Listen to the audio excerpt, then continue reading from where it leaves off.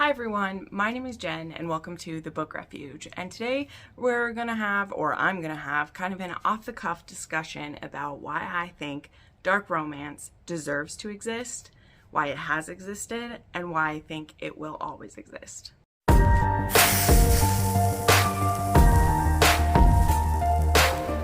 Alright, hi guys. So this is honestly super off the cuff. When I got up this morning, I had no plans of making this video today, but I wanted to kind of put together in one place some thoughts that I mention, randomly when I'm discussing a dark romance here or there. I have talked about it in other dark romance rec videos, of which I have a playlist that has, I believe, 80 or so videos on it. Maybe, I don't know, it's a lot. It's between 50 and 80. I honestly don't know the exact number. But I've been reading dark romance for, I believe it's 6 to 8 years now. It really depends because, again, part of my point with this is I think I've come across dark romance before I officially recognized what I was reading was dark romance. And I think that aspects that make dark romance appealing do show up in other subgenres, even in other dramas outside of the romance genre. I think we see this show up. I just don't think that it's as safe or as welcoming or as, guaranteed the HEA, as you will, when it's outside of dark romance. And this video is coming from a discussion that I had with my big sis, my bookish big sis. We are very close, my friend Crystal from Crystal's Bookish Life, and I love talking about books with her. I particularly love going on deep dives or discussions about dark romance, particularly usually what I'm reading, because I'm willing to try so many things, and then I tend to filter those out, not only for my friends, of which ones I think that are worth their time and that will, do for them what they're looking for in a dark romance, but also I filter through what I then want to recommend to my audience as a whole. This video is not meant to be a finger shake at anyone that you must read dark romance, but more so that I hope it will make you more aware of what it is a lot of people are looking for within dark romance, even if they don't know how to articulate that. I'm going to share some categories with which I think it is, as well as why people who want to say that it shouldn't exist, or the people are sick for writing it, or this or whatever, why those people just need to shut their mouths or find something more constructive to do, or take their nose out of it, okay? This isn't meant to be an adversarial video, also because I think whatever I end up titling this, you probably already love dark romance if you're watching this video, because that's just the thing, is if you really don't care about dark romance, you're either clicking on this because you want to chew me out, in which case, number one, I welcome the discussion, but if you're going to be a blame and shamer, I'm just booting you off the channel. That's how I feel about any videos that I make. I do want there to be some open discussion about this, particularly a few of the things I'm going to bring up. I'd love to know people's opinions if you personally don't like dark romance, and not because you have triggers or things that would keep you from it. You genuinely just think it shouldn't exist or it's gross or whatever, not because reading it would, honestly be an issue for you, because there are some people that it will be. And again, we'll get into all that. But this video is just, again, I'm trying to put all these thoughts in one place. And I want to mention what sparked me to do it, besides just my love for it or whatever. And that actually came from, I'm not going to share this person's name because I don't even know, but Crystal just asked me if I had read a certain book. I'm not going to say which one it really doesn't even matter, but she asked if I'd read a certain book, and I was like, no, that's not quite my thing or whatever. And she was mentioning that people outside of the romance community as a whole who are tiptoeing into dark romance, what are they hearing about, right? They're hearing about those big ones that went Book Talk viral, but this was even before those were, okay? I don't always want to blame everything on Book Talk. I blame it for a lot, and I also blame it for people's impression of romance readers a lot, but to completely blame it on a social media that's only been around for a finite amount of years, I just don't think is completely accurate. I think it like anything, when something really blows up, it has magnified an issue, but it's an issue that always existed. Before 2020, when things blew up that way, there was still these opinions and these, prudes, and that is not That's only a degrading word when you use it as a weapon. That's why I'm using prudes. Like, if you don't want to read this stuff, it's totally okay. I only have a problem when you want to judge other people for reading it. I get really pissy, right? That is honestly my whole mission at the Book Refuge. I think everyone should be able to read whatever they want. And even if they aren't things that I have recommendations for, or that I do have my lines. I have my lines what I don't want to read within dark. I have my lines within contemporary romance or fantasy romance, the things I don't want to read. And I would never shame anyone else for wanting to read it, right? But to blame that completely on book talk just isn't true. It's just now more in our faces than ever, because people see certain like book influencers who are maybe discovering those and then, you know, kind of blowing it all up and mentioning the same old tired wrecks that have been around forever, which some of those are oldies but goodies, so that's all right. But some of them are also, could you pick a more cliche version of this? And the second thing that spurred me into it, oh wait, I didn't even finish the first thing. She asked me if I read that because there was someone in one of her book groups that was trying to recommend dark romance to someone who was wanting to get into it. And the previous dark romances they had read, they all felt that the writing was bad. And so they didn't even want to give the rest of it a try because they couldn't get past the bad writing part of it. Now that's a completely different thing. He wasn't even like blaming the dark romance for why he didn't like it. He just didn't like the writing, so he couldn't give it a chance. Fair, accurate, very good. You're going to find that in any subgenre of romance as well as everywhere. There's going to be people's writing that you're like, how did this get published? Again, romance gets blamed for it the most, but it exists everywhere, okay? There's some literary fiction that you're like, what trip were you on while you wrote this, okay? It exists everywhere. It's just that romance is the one that takes everyone's shit, okay? Romance takes everyone's judgment, everyone's shit. And it's why when I do get on topics like this, where I'm very passionate about it, I do start to sound a little bit on a high horse, and I don't want to do that because that's never my goal. So if you've stuck around this long before I've even gotten to the points, I just want to make that clear. I may sound like I'm making very clear judgments on things. That's not it. The purpose of this video is to maybe open your mind to why some people read it. Again, if this isn't yours and you're willing to have the discussion, I'm going to be talking about why and what it's done for me and what I've seen it done for others. But that's all anecdotal, right? It's still up to you whether you want to try it or you find something that you want. And this might be something you never want to, and that's okay. My sole purpose is that we stop judging the people who are reading it, and we stop making like, jumping to conclusions because they do read it, or thinking they're less intelligent, or thinking that they're bad people. Like, that is what I want to remove from it.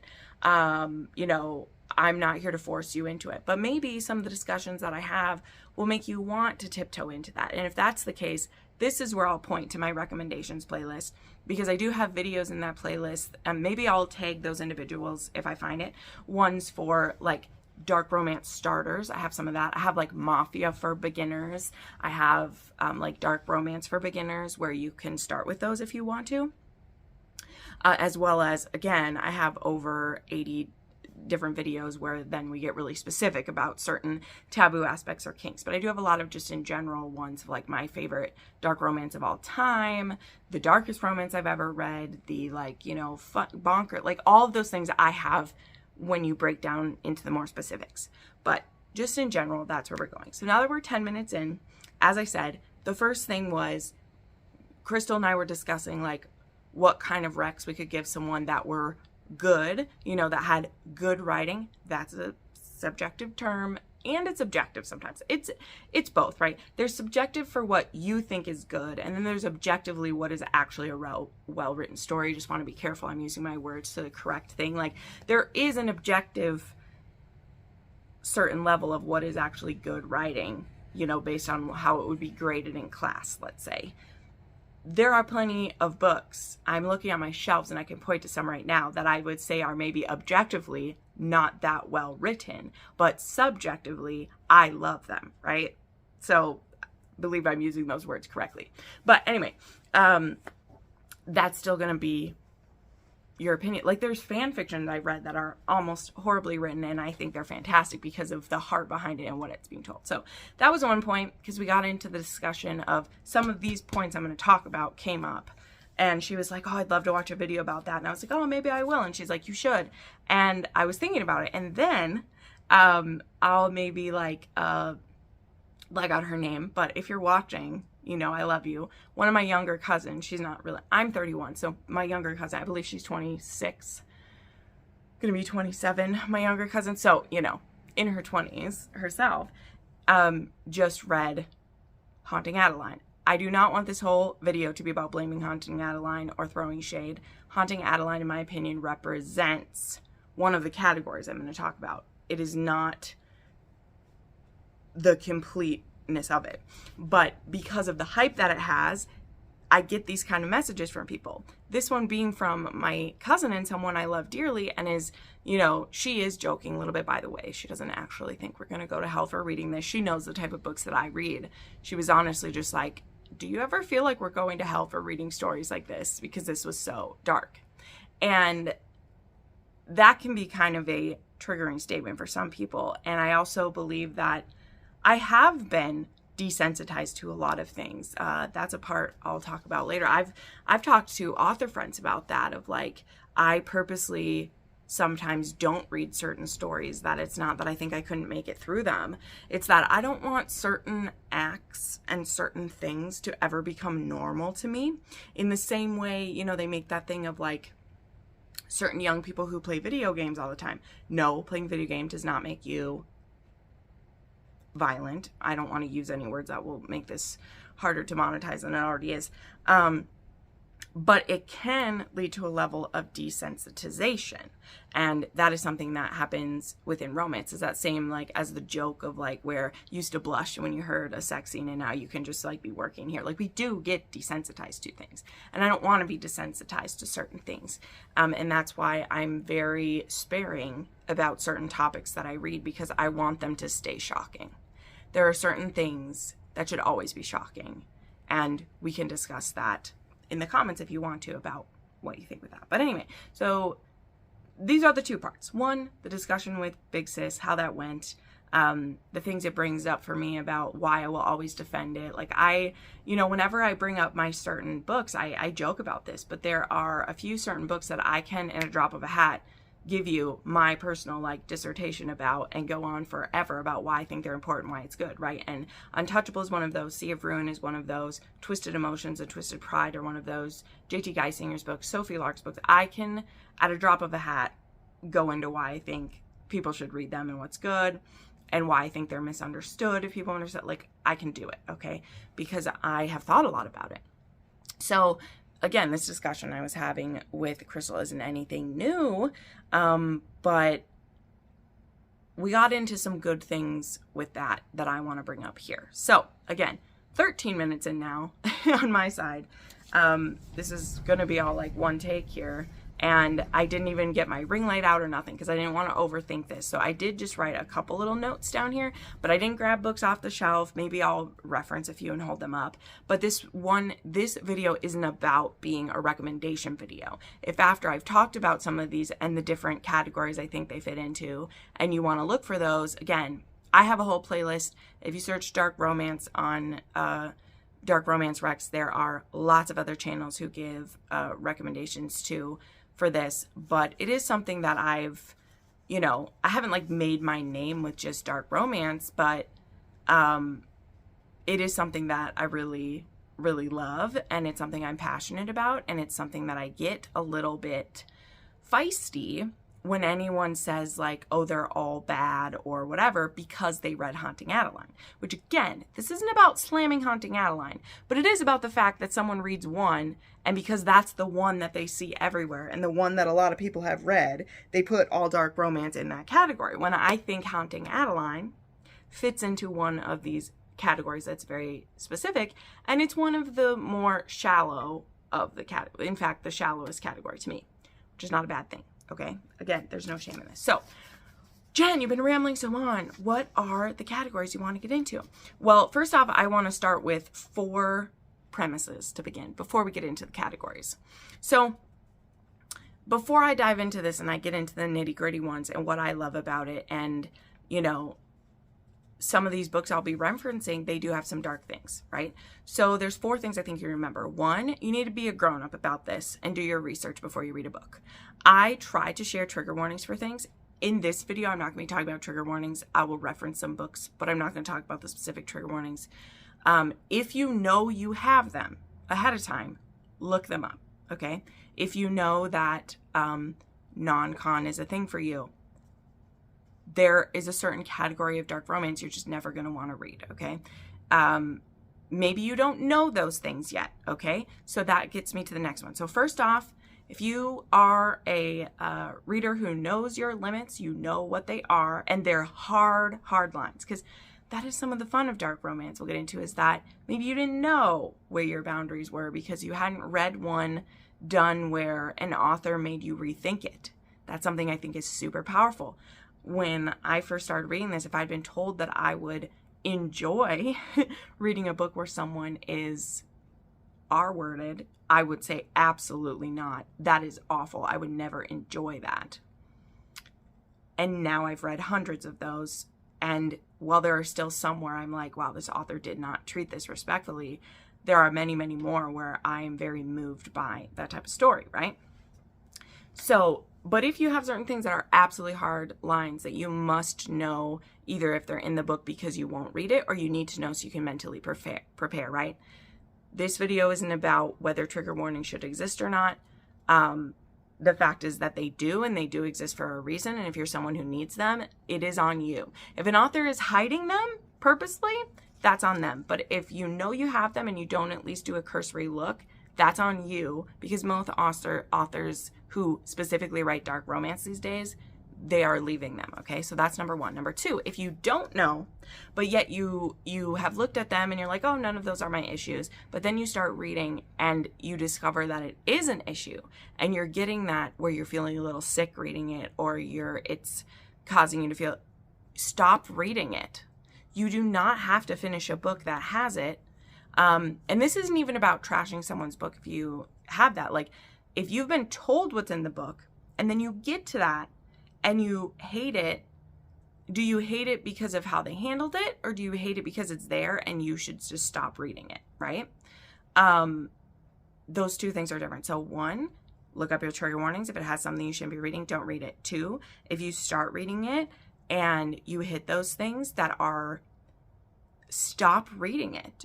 Don't force yourself to finish a story and then be like, this is 1 star because it was too hard to read. It's like, but that author was probably doing that for a purpose. So I just I think they should exist. I think you should look at them. But then when you come up against one of those, I think you need to decide, is it because this author did this badly?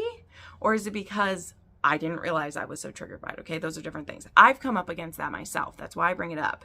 Okay, I have very few lines. One of them is loss of a child. Okay, so I can read it, but I need to know it is in there.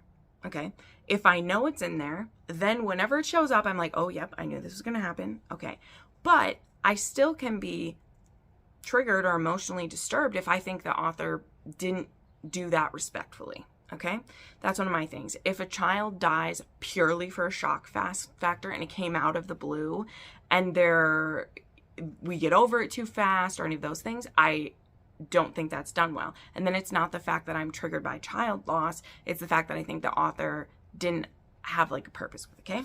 Anyway, so that's my number 2. Number 3, don't blame the whole genre for your issues, and or if there's one book that sets you off or whatever.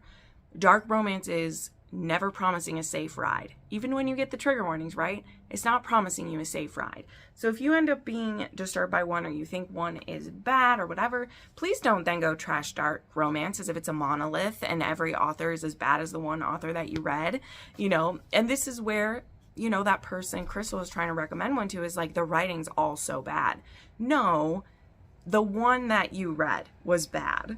By no means is H.D. Carlton, again, I'm not throwing shade at her, in no means is H.D. Carlton an accurate and singular representation of an entire subgenre. No author is. Even Pam Godwin, my goddess, my queen, who will be brought up many times in this video, in no way is she a monolith or full representation of an entire subgenre. The same with anything. You know, pisses me off when, as romance readers, we're said we're just smutty readers. And it pisses me off when dark romance readers are like, oh, you just want to see women get like roughed up or rape or whatever. No. And number 4, at the end of it all, this is fiction. So all those things that came before that I listed, check for your trigger warnings. Don't read it if you shouldn't. Number 2, if you come up against a trigger warning that you didn't realize you had before, stop reading that book and evaluate why that it was so tough for you. Maybe you shouldn't be reading this content. You know, that is okay. That is okay. Maybe you only want to read a certain level of dark romance, whatever. It's fine. Number 3, don't blame the whole subgenre for an issue you came across, whether it's your issue or it's that book's issue. Write your Goodreads review and move on. You don't need to blame everybody about it. And number 4, it's fiction. And that's the crux of the matter of where I'm going next, okay? So those are kind of my stipulations for getting into this and before going into dark romance. Just things that I see come up as stumbling blocks for people. You know, the trigger warnings, the people saying like, how could you? I answer back to that how could you read Jack Reacher then? Where people are getting murdered. Like, if you want to say that romanticized rape or rape fantasy shouldn't be in a book, well then why are you reading mysteries or thrillers or whatever where you're getting a entertainment out of someone's death? Like, why does romance always get categorized the one way? And I know people want to say it's the romanticizing, and I'm like, there are different ways to romanticize something. You don't just romanticize by like being in love with the thing, right? Like, there's also another way to say that, like, are you idealizing something? Are you, you know, I can't find the right word to say that, but because ours involves love and sex or intimacy with someone who's done that, it then means people like want that in real life? No other subgenre or no other genre do people say that about except for romance. And it's just so stupid. Like, I don't know. Nothing shows me that you're unintelligent anymore than the fact you can't separate it. You can make the argument that you think it's wrong, but to say that like the people are wrong, like, it doesn't work for me. So now let's get into what I think are the 3 different reasons that people read dark romance. And at the same time, like, I think they're all valid. And even if only one of these was the reason why it exists, dark romance deserves to exist. Okay? Straight up, any type of fiction deserves to exist that want to exist anyway. But if even one of these reasons is the reason why you read it or the reason why someone else is reading it, the whole genre deserves to exist for any one of these reasons, because it's fiction, okay? And fiction is there first and foremost for our entertainment, okay? It is. And that's number 1. So my first category of dark romance is for fun, aka for exploration. Not even just do I mean sexual exploration. I mean just exploring new types of stories and, you know, dangerous situations, and like it's in that, like, you know, safe area of I can read about this bad boy. I can want to fuck that bad boy. And that doesn't say anything about me as a person in my real life. I can still be married to, I'm not married, but like I can still be with my wonderful normal accountant boyfriend who I love and who pleases me just fine. And I can also want to fantasize about Maxima. Like, it's all right. It's okay. Both things can exist because it's fiction, right? This is the category that I also want to put like Haunting Adeline in, as well as the other types of like bonkers romances that I love, right? In the category too of like alien romance and monster romance, and the ones where, you know, I mean, even like reverse harem to a certain degree, where yes, sometimes the smut being the plot or the crazy kinkiness being the plot, without it having the deeper meanings. We're going to get into the ones where it's deeper meanings. If the sole reason why you're reading it is just for the entertainment, is just for the female smut going on, is just for reading bad guys written by women and being attracted, getting the tingles from it. Like, what's Mary always say? She's like, the flutters. I don't get the vagina flutters from it. That's literally what Morta Mary says. Love her. If that's the reason you're reading it, that is valid. That is absolutely valid. And anyone telling you it can't be, fuck them. What do people play video games for? What do people do sports for? Okay? All of those things are things people can be paid to do, but you can also be paid, guess what? To read books. That's me. That's me. I get paid to read books. So any argument someone wants to make about it being entertainment only as that not being a good enough reason, it's just bullshit. It's just wrong. So, you know, whether or not for you, Haunting Adeline is only in this tier, which I'm not, again, they're not really ranked by what's more important. I just mean like, as in, let's say they're all going to be this way. Like, if the sole purpose you're reading it is for this, that is okay. Why do soap operas exist? Why do game shows exist? Why does any form of art or enjoyment or hobby exist? It's to entertain you. And that is perfectly okay. And if you want to be entertained by like, oh my God, that was so hot. Or, oh my God, how would that actually work in real life? Or, oh my God, I got to tell my girlfriends I just read that. That is legitimate. Okay. So that is, I think, one of the big reasons. And I think that a lot of the romances we see that make it into the like super popular level are on this one. Because generally, even when there's really bad stuff happening in those ones, it's in such a bonkers, like over the top world, which still a lot of these will be, but it's in such a bonkers over the top world that we're not even trying to compare it to things in real life because it's so, you know, again, the same way with like alien romance or whatever, there can be allegories to things in real life. It still can have things that give you a safe place to explore things, but that's still okay for it to just be there. And I think that a lot of that's what I was saying. A lot of the more popular ones that get out there, like The Ritual, Haunting Adeline, Butcher and Blackbird, I think even a lot of Sophie Lark's fit into that.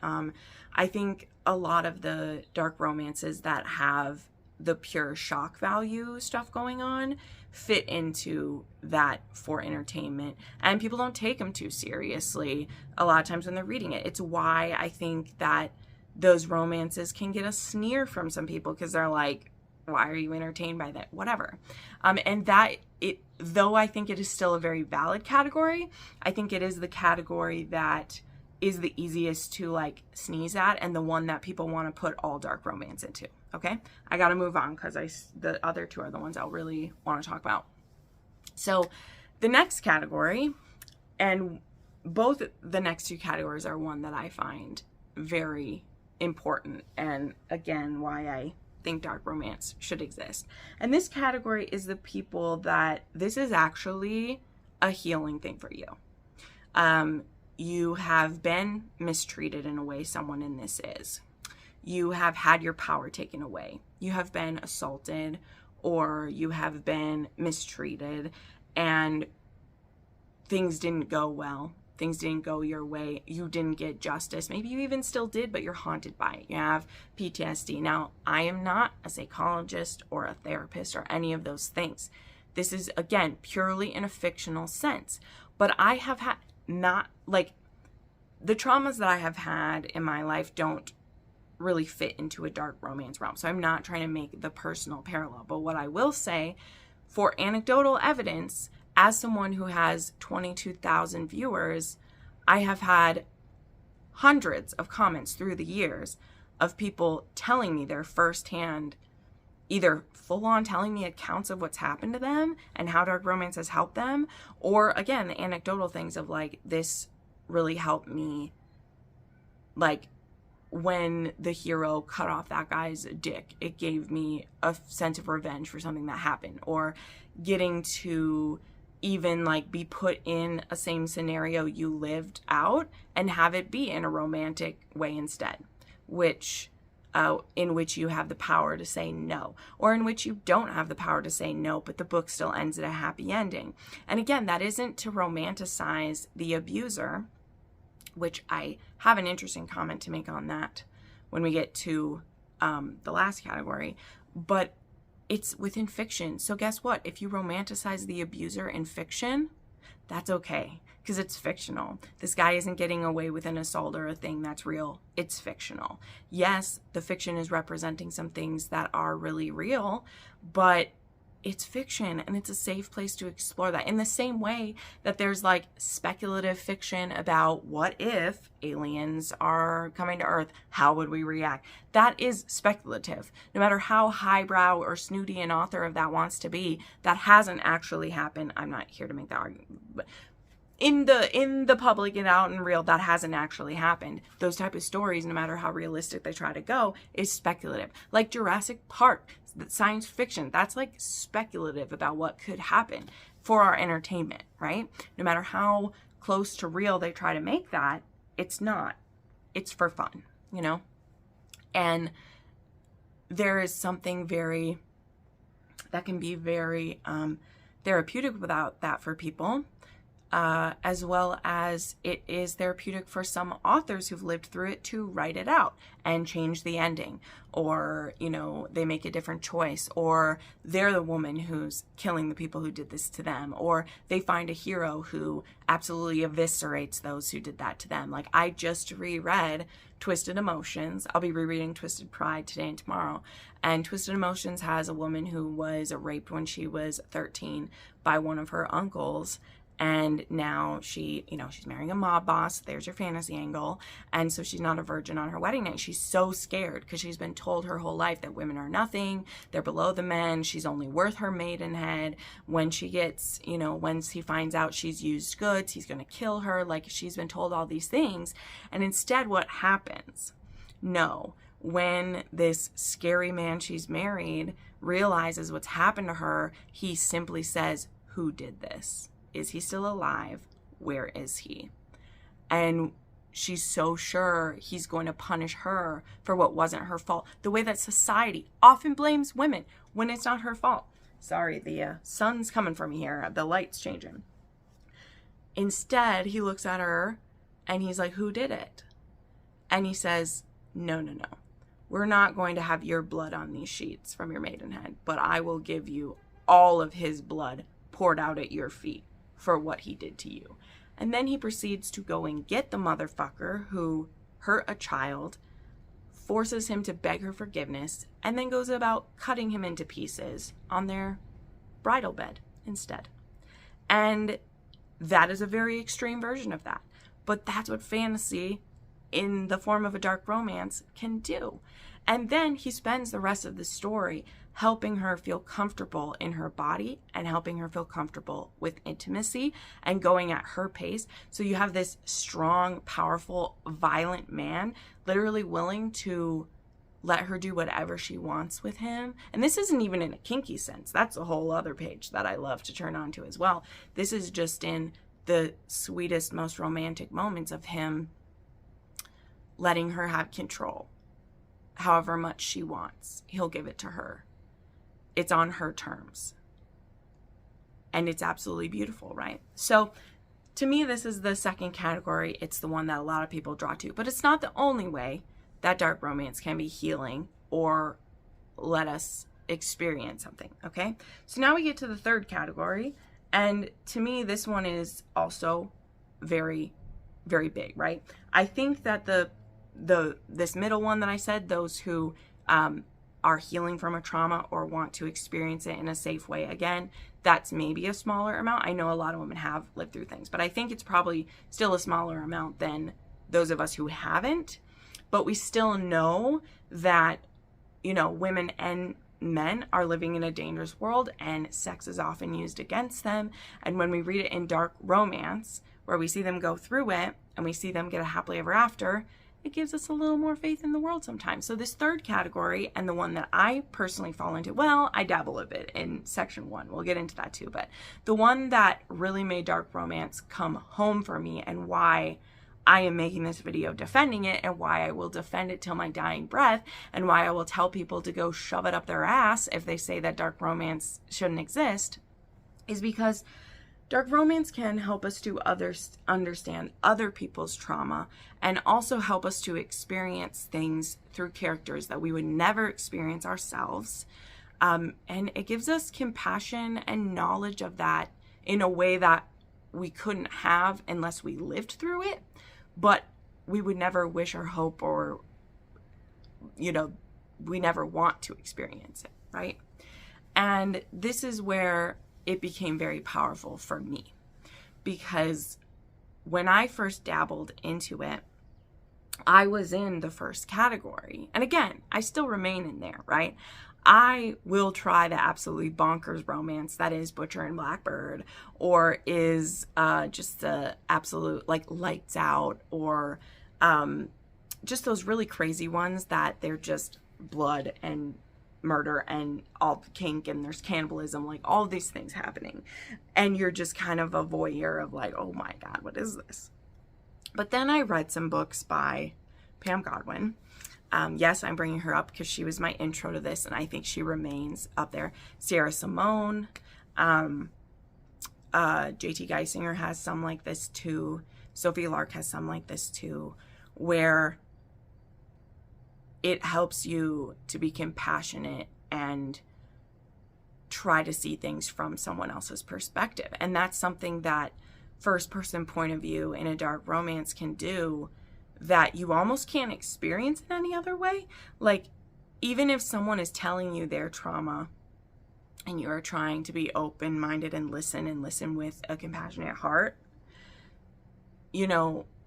to read the stories that an author has either dreamed up, and whether that author is someone who themselves is exploring this, or two, like I said, there's a lot of authors who have experienced the trauma who write it as therapy for themselves.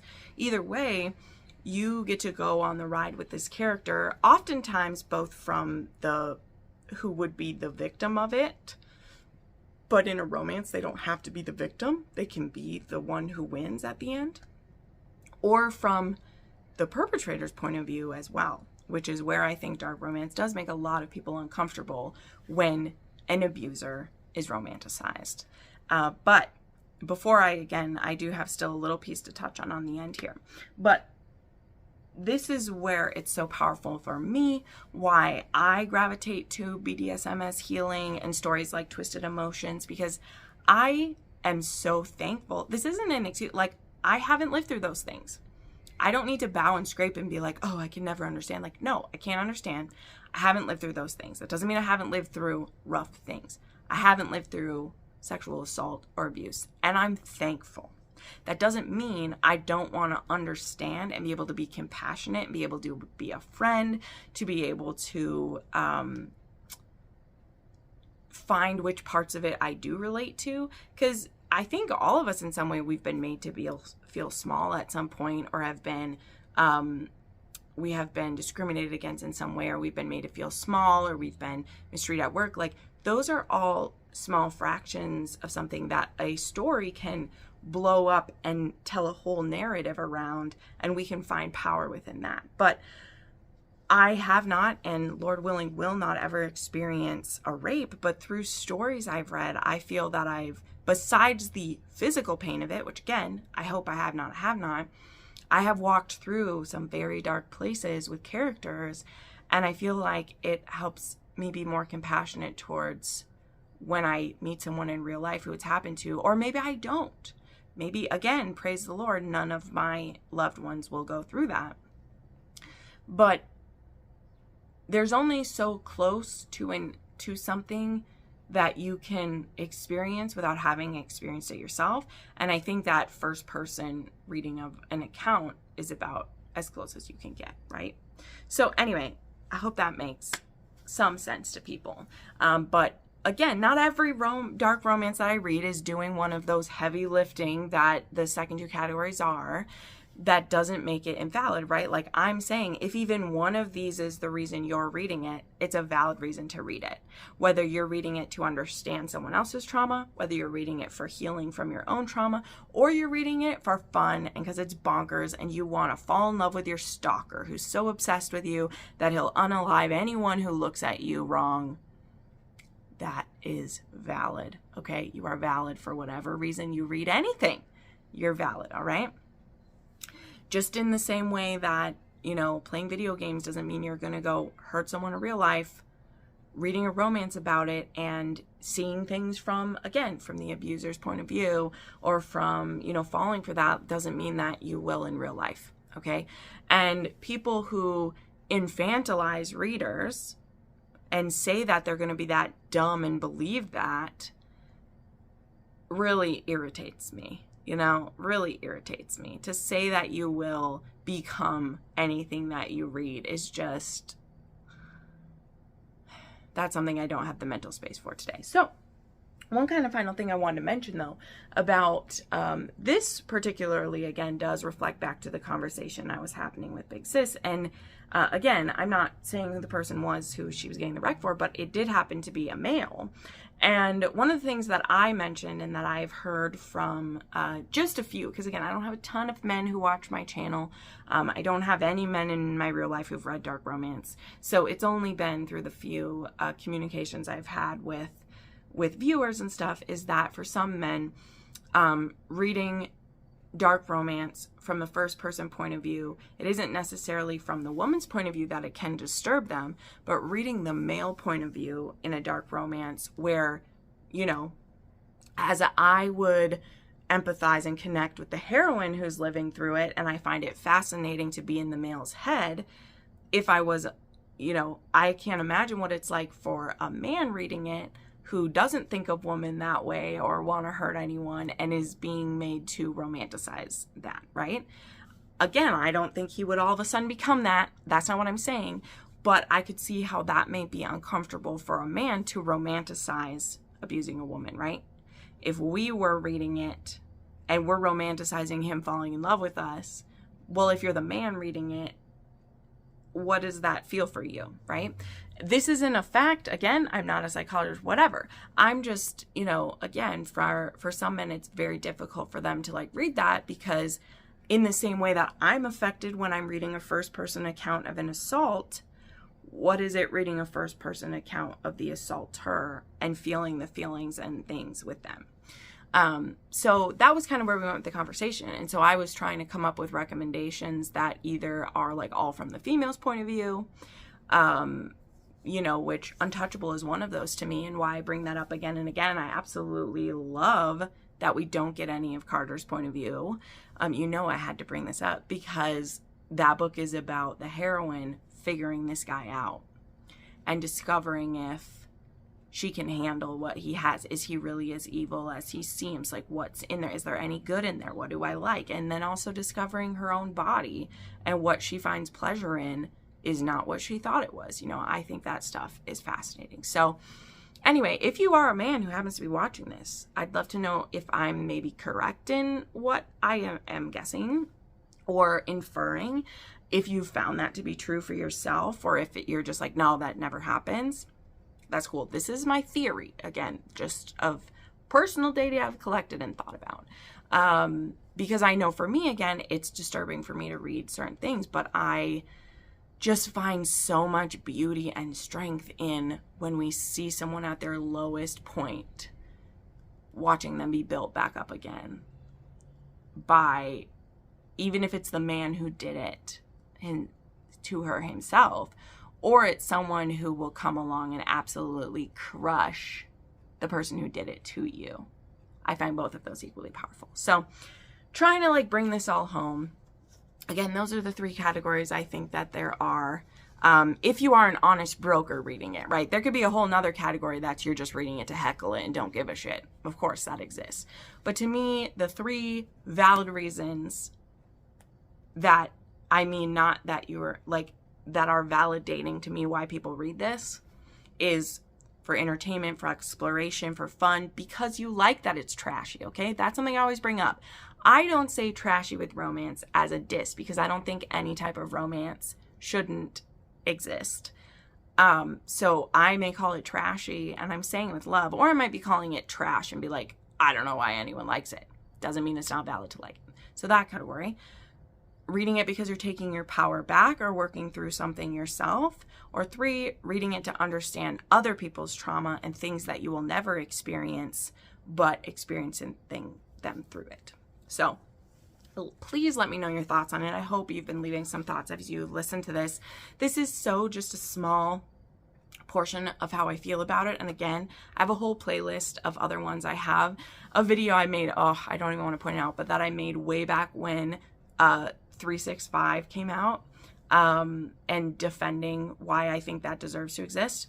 Also, I have defended taboo romance before, which differs slightly from this, but is close, right? I say that all taboo romance is dark usually, but not all dark romance is taboo. Again, that's not a perfect Venn diagram, but generally if you have taboo elements, it's dark, but not all dark romance is taboo. Sometimes it's just like serial killer isn't necessarily taboo or anything like that. So yeah, these are the 3 categories I think it falls into that I think are, if even one of those reasons is why you're reading it, maybe it's all 3. It's valid. And because of those reasons, dark romance does exist and will exist. And that's the second part, and something that maybe I'll need to save for another video, and maybe there'll be some questions that get put on this video and I can put in another one, is I have really looked into I've actually read just a few books from one of the romance authors who's considered the first dark romance author. But elements of dark romance are in every kind of romance. It's just only, in the last 10, 15 years that it's been categorized as itself, right? And so there've always been elements in that, and that's a whole other discussion, I think. So I'm going to wrap this up, but here is proof. I did it. I just took the topic of dark romance and made almost an hour-long, discussion of this. So let me know your thoughts on it. Again, if you want recommendations for some of the things I've mentioned in here, I have a whole playlist for it. Go check it out. I have videos that are deep diving in on Sam Mariano, Pam Godwin, Nikki Sloan, about those authors specifically and their type of dark romance that they write. I also have videos with specific kinks and dark things like BDSM as healing, specific kinks like, daddy kink, why I think that's appealing to people, stalkers, impact play, like all those things I have videos for if there's specific things you want. So check that out. But thank you so much for watching this. And again, a special shout out to Big Sis for spurring me to make this. I just didn't want to wait on it. So I hope you guys don't mind this kind of raw video of mine. I didn't even get my lights. I'm sweating to death because I turned off the air conditioner for this. And yeah, I'll see you guys next time. Bye.